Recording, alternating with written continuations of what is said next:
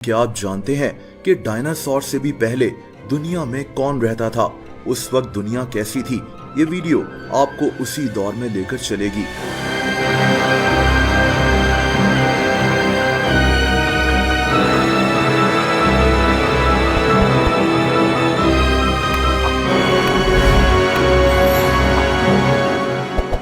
दोस्तों, उस दौर को पर्मियन पीरियड कहते हैं। आज से करोड़ों साल पहले। अब उस वक्त दुनिया एग्जैक्टली कैसी थी ये तो अल्लाह ताला ही जानता है, लेकिन साइंस इतना जरूर समझी है कि पर्मियन पीरियड से पहले दुनिया में आइस एज थी, यानी हमारी दुनिया बर्फ में ढकी हुई थी।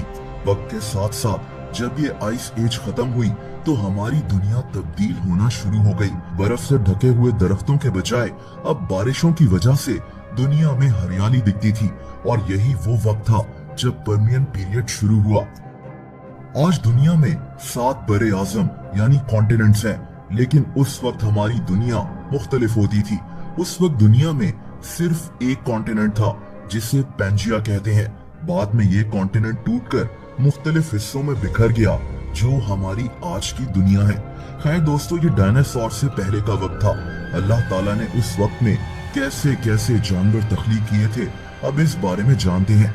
यानी डायनासोर से भी पहले हमारी दुनिया में कौन रहता था? स्कूटोसॉरस से, आप इसको छिपकली कहें या ड्रैगन, ये जानवर उस दौर का सबसे बड़ा रेप्टाइल था। स्कूटोसॉरस ज्यादातर सहरा में पाया जाता था।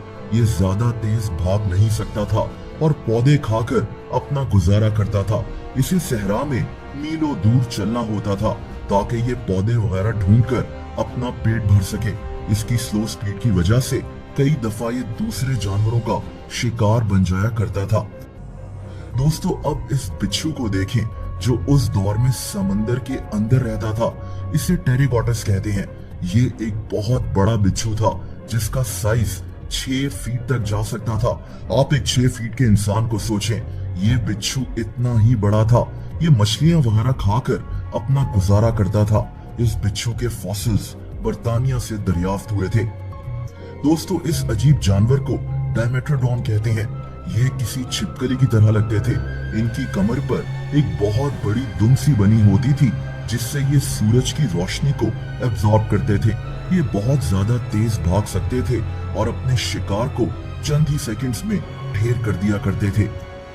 दोस्तों, ये एक ड्रैगन फ्लाई है। इसे मैगन्योरा कहते हैं। पर्मियन पीरियड में ये कीड़े हमारी दुनिया में उड़ते हुए दिखाई देते थे। दोस्तों, ये कीड़े 2 फीट तक लंबे हो सकते थे, यानी इनका साइज बहुत ज्यादा बड़ा होता था। ये दूसरे कीड़े मकोड़ों को खाकर अपना गुजारा करते थे, जैसा कि मकड़ी को। इन कीड़ों के फॉसिल्स आज से 140 साल पहले फ्रांस में दरियाफ्त हुए थे। दोस्तों, उस दौर में एक और अजीब जानवर था। इसको ऑर्थ्रोप्लेरा कहते हैं। ये एक मिलीपीड था जो किसी कीड़े की तरह लगता था। उस दौर में ये 7 फीट तक लंबा हो सकता था। इनकी टांगे 400 तक हो सकती थी। ये जानवर खड़ा भी हो जाता था और अपने दुश्मन पर एसिड का स्प्रे कर दिया करता था। ये जानवर पौधे वगैरह खाकर अपना गुजारा करता था। दोस्तों, अब मिलिए इस अजीब रेप्टाइल से। इसको नोथोसॉरस कहते हैं। इनकी गर्दन काफी लंबी और फ्लेक्सिबल होती थी। इनकी लंबाई 13 फीट तक जा सकती थी। ये जानवर पानी में भी रहता था और खुश्की पर भी, जैसे मगरमच्छ होते हैं। ये बहुत तेज तैर सकते थे और मछलियां वगैरह खाकर अपना पेट भरते थे। दोस्तों, इस जानवर को अलेक्जेंड्री कहते हैं। ये 12 फीट लंबे होते थे और इनकी गर्दन 2 फीट तक लंबी हो सकती थी। ये बहुत ही ताकत से अपने शिकार पर हमला करते थे और अपने नोकीले दांतों से चंद ही सेकंड्स में शिकार को मार दिया करते थे। ये अपने शिकार को पूरा निगल जाया करते थे। और आखिर में इस अजीब मगरमच्छ को देखें। इनको कार्निफेक्स कहते हैं।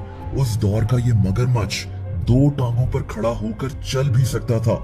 इसकी लंबाई 9 फीट तक जा सकती थी। लेकिन दोस्तों, आखिर में सवाल ये है कि इन सब जानवरों का हुआ क्या? ये जानवर कहाँ गए?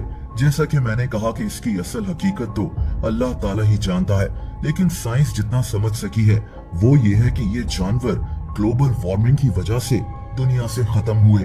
साइंटिस्ट इसको द ग्रेट डाइंग कहते हैं। एक ऐसा पीरियड जब जमीन से 90% दरख्त और जानवर वगैरह खत्म हो गए थे और हमारी जमीन एक सहरा बन गई थी। इसकी वजह शायद ये थी कि उस वक्त आतिशफिशा पहाड़ों से लावा निकलना शुरू हो गया था।